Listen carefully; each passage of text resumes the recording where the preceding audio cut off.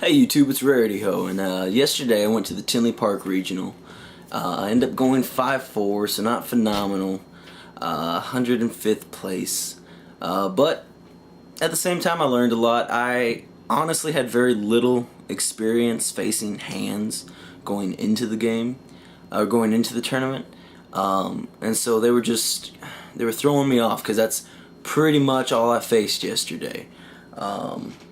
Other than that, a couple Geargia, one Blackwing player, Boujin,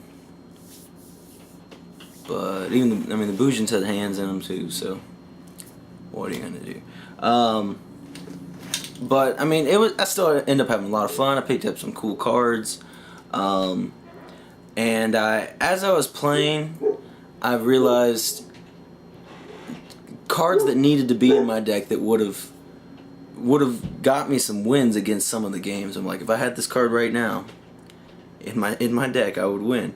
But you know, it wasn't in there. So first of all, I just want to kind of go over a few of the cooler cards I got. I got a Ultra Japanese Foolish Burial, so that is pretty rad. I like this art much better than the English version. This is kind of a small card, but I got an original First Egg Creature Swap, which I'm going to be using in my Gustos, so figured why not. And then I got some beautiful ulties. Neo-Spacian Grand Mole First Ed, a Black Rose, and a First Ed Lightning Vortex. Those three are some of the most beautiful. It's crazy how beautiful. And then I also got some cool cards for my Sylvan deck. I got 2 more Super Miracle Fertilizers, so now I finally have a playset. I don't know why this was so hard to find, but I got them now. I got an Ulti C101, and he was actually kind of tricky to find. Like, I was looking through people's binders. I was like, somebody's gonna have him, you know. And I didn't find him until almost the end of the day, you know. I was getting ready to leave, so that was pretty cool. And then I got 2 Ulti System Downs, so for these, you know, in my side deck, obviously. But that was pretty cool. As far as my deck goes, though, I feel that there are a few changes that are definite that I'm going to make, but other than that, I feel the deck was pretty solid. I actually got the 7th one off quite a few times during I think total it was around like 5 or 6 times in the tournament I used the 7th one, but 3 of those times were in my opening hand. In my first duel, I was playing a really good Geargia player, and he stomped me game 1. Game 2, I go in and draw, and what's my draw? The 7th one.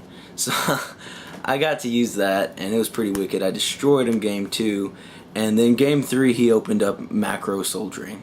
So I was like, okay, I guess it was punishment for opening it up with the 7th one, but that happened 2 other times in the tournament. One time was actually two of the times were in game 2, and one time was actually in game 1. I was like, what? Oh my god, I felt so bad for this guy I was playing. I don't remember what match it was, but I won that one. Other than that, there were a few changes in my deck I know I'm going to make, and if you haven't seen my deck profile, there's gonna be a link in the description below. I don't want to go over all the cards right now. I was thinking about taking out Cherub Sprout because I was always citing him out, and I've been thinking, I was like, well, what would I replace him with? And even though I'm doing an Exceed build, I think I want to replace him with Spore, because Spore's he's pretty unique, and he actually opens the game up to rank 4 plays, because you can do it right now because I'm running 1 Flower Knight, And then of course you have Princess Sprout and Copy Plant, and those kind of manipulations and stuff, you know, help you out. But at the same time, it's still just really difficult to get a level 4 play out when you need it. But I do enjoy Flower Knight. That little the ability to stack your deck that one time, it helped me out quite a few times. So I definitely like having him in there now. Because before I was like, this guy's garbage. But anyway, with Spore, you always have level 3s in your graveyard, whether it be Marshall Leaf, which is completely dead, and you can definitely banish him, or what's his name? Lone Fire, which obviously you don't necessarily want to banish him, but late game, I mean, you definitely can banish him. But even, you know, if you have to, early or mid game, you know, sometimes you gotta do what you gotta do. But you can banish that so you can make him a level 4, and it just makes level 4 or rank 4 plays a little more accessible in the deck. And honestly, Cherub Sprout, I mean, he's good, but in my hand, I would rather have a Spore, because I'd rather pitch a Spore with Sylvania, because when I pitch a Cherub Sprout, nothing happens. So, you know, it doesn't set up any plays or anything. So was my thinking. Every time I would draw into him, I'm like, man, I wish this was something else. Then that's really the only main deck change I think I'm going to make. I'm not 100%, but now these are the important ones. I feel that these would have helped me against hands particularly. I had Cowboy in there, and I never once summoned him, and I'm thinking about changing it. No, I mean, I'm not thinking. I am going to change it to Heartland Draco, because 99% of the time you have a field spell up. And he's just good. He would have won me some games where I was pushing, I did a bunch of damage, and then they got some hands out on me, and it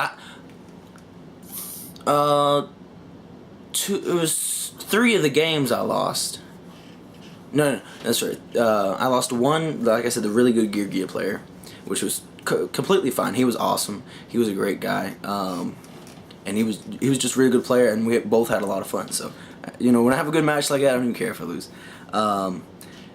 But especially it was a good sport. But and then so I lost the hands 3 times, and 2 of them, my bad, were in time, and I just was pushing, and I couldn't do enough damage, and that was just irritating. That was such a terrible way to lose.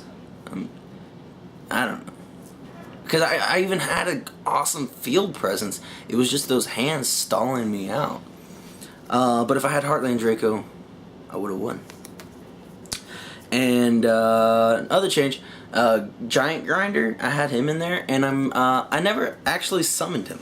And I love the card. He's a great card. My problem is, excuse me, if I'm going into a rank 8, I 99% of the time want to make Felgrand. Probably more than that. It's like really, really close to 100% of the time I want to make Felgrand. So because, unless like they have an Acid Golem, that is the only situation I would want to make him. But a card I really did need was Master of Blades, and that's because he beats hands. Because they will,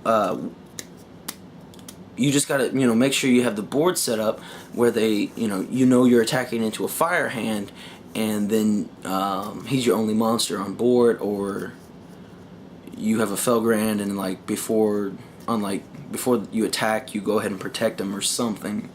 Then you know, this will stop the fire hands, and the hands. I mean, and I really wish I had it yesterday. But I ended up picking it up because I didn't have one, and I was looking through people's trades, and I'm like, this would have helped me.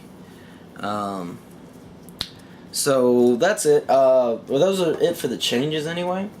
I kind of want to talk about some of the cards that, like I said, the 7th one was amazing for me. I kept going into, I had three options. I had 104, which is Masquerade, 101, and 107 Tachyon Dragon, and I actually every time went into 104. And if you don't know what he does, I'll go ahead and read him because he's retarded. When this card is special summoned, you can target one spell or trap card on the field, destroy that target. And if he has 101 Masquerade as a Exceed material, he also gains this effect. Once per turn during either player's turn, when a monster effect is activated on your opponent's side of the field, you can detach an Exceed material from this card, negate the activation, and if you do, send one random card, and then send one random card from your opponent's hand to the graveyard, and if you do, half your opponent's life points. So, that won me some games for sure. I played against another really good Gear player, and it won me my match against that Gear player. I think I don't remember if I did that on game. It wasn't game 2. I opened up game 2 like that. Then we went into game 3, and I didn't pull off the 7th one, but I was able to win anyway. But that definitely helped me secure one of the wins. So that was all because he kept attempting to play around it, and he had he just kept setting back row. It was never summoning a monster because he didn't want a monster effect to activate, and he just kept on. Or no, actually I lied. He did have an armor and defense, but he kept it in defense because he didn't want to activate it, and I didn't want to swing at it either. And I knew he had some crazy back row, and I opened up with Masquerade and Felgrand, so I felt pretty strong, but I was like, I'm just going to keep waiting. And I just waited until I had an enormous field, and because he couldn't do anything without activating monster effects. He wasn't setting up, he was only getting back row, and I was, stacking my stuff, getting shrooms and MSTs and popping his back row. He kept, each turn setting some more back row, until I had Masquerade, 2 Felgrands, a Draco and something. It was like a Hermitry or something, and I was like, push for game, and he's like, yeah, you got it. That put in so much work. I'm so happy how that worked out. I didn't face any Madolche, not a single Madolche player yesterday, and I have such a good matchup against Madolches. I am very disappointed. Not only is Felgrand just an enormous problem for Madolches anyway, my Madolche side, I believe, is very, very strong. I side in 2 Encore and 2 Flying Sea, and people I know think this card is terrible, but this card wins me games against Madolches, because Madolches are good and have their crazy non-targeting OTK pushes of death, but they can't do anything while they have a Flying Sea unless they Dark Hole or Torrential or Compulse. They have 3 answers. That is it. But I have been known to save a Flying Sea with a Felgrand if need be, to make to ensure that they are not Exceed summoning ever. But this card's awesome. Again, kind of the same thing I did against the Gear player. I can let them just sit on it, and they'll keep trying to. I don't know. Each turn I'll do like a Felgrand, another Felgrand, a Draco, blah blah blah, whatever, and then when I feel right, I'm like, okay, I'm gonna summon an Aurea now, bounce your crap back, and then push for game, and they can't do nothing about it. So I love Flying Sea. I wanted to play Madolche so bad, but didn't get to. I was actually pretty upset about that. I really enjoyed my side deck in general. I feel like it was pretty strong. There's not a card I would change, honestly. So I felt that it had just enough of pretty much everything to help me out. I'm trying to think what I didn't use. I sided in MST almost every game. The system downs helped me out a lot because, like I said, I faced 2 Gear players, and they definitely helped.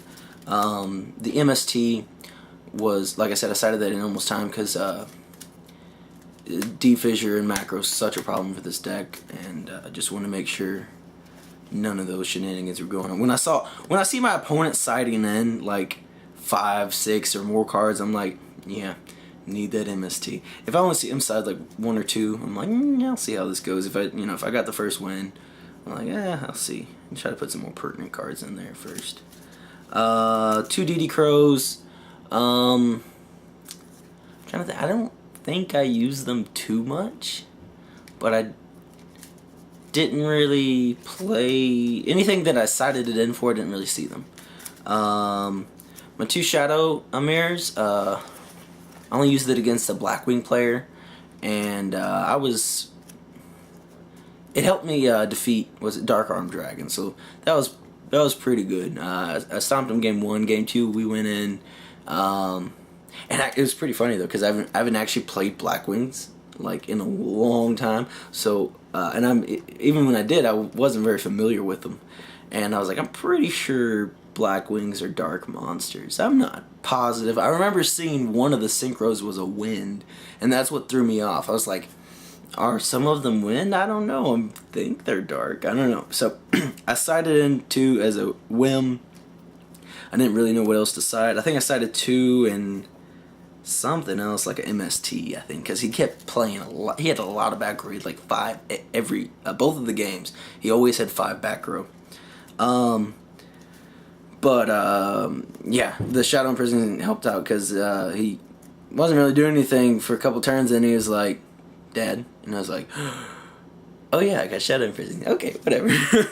The debunks, they were pretty useful. Just a great card against a lot of things right now.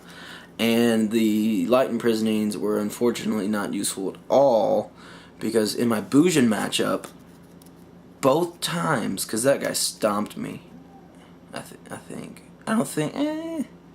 no, actually I lied. Yeah, because obviously I didn't put these into game 2. So I lost game 1, won game 2, and then he got me game 3, and I was like, fuck. But anyway, both game 2 and game 3, I had a light imprisoning mirror, and I had like 3 other back row, and most of it was just bluff, because I wanted my light imprisoning to stay alive, and both times he MST'd it, and I was like, why? He had like super see-through x-ray vision or something. He was a cheater. But anyway, that is I guess my summary of what happened. I learned a lot. I'm going to the Louisville Regional this Saturday, and I think I'll do a lot better for having a few more answers, and just knowing I can't lie, I made some dumb mistakes when playing against the hands, because I haven't been able to put in that much practice time with them, and that's just how it goes sometimes. I've been busy working, so what you gonna do? But I feel a lot more confident. 5-4 is not completely terrible for under my circumstances. I feel like it was a little tricky for me, because like I said, I wanted to play Madolches. I was so ready for Madolches. Not a single one. Not ready at all for hands. What I faced? 4 of them? No. 5 of them. No. Something like 4. I think it was 4, actually. Whatever. Doesn't matter. It was bullshit. It was 4. I remember now. But I will do hopefully better at Louisville. I don't think I'll be doing any more changes. I'm kind of looking through my deck to make sure. Yeah. I really liked Terraforming too, because that was a card I was kind of a little unsure about. But I liked it. It helped me out. Kind of also, even if you draw like the field spell and Terraforming at the same time, you can Terraforming anyway, and it just makes your opponent think that you have more shit in your hand. It's like, oh man, now they have a god hand. They probably have everything in their hand. And it's like, no, I just have a bunch of field spells. But it still, psychs them out. So, yeah, I guess that'll be it. I'm actually, my buddy Joe White, he got 7th place, I'm pretty sure. So he was playing Madolches, and I will be doing a deck profile on him pretty soon. When we get time to sit down and do that. So I'm really excited about that, because I don't know exactly how his build was, and I'm just as curious as you are, I guess. But this has been Rarity Ho. If you like this video, please like, comment, and subscribe.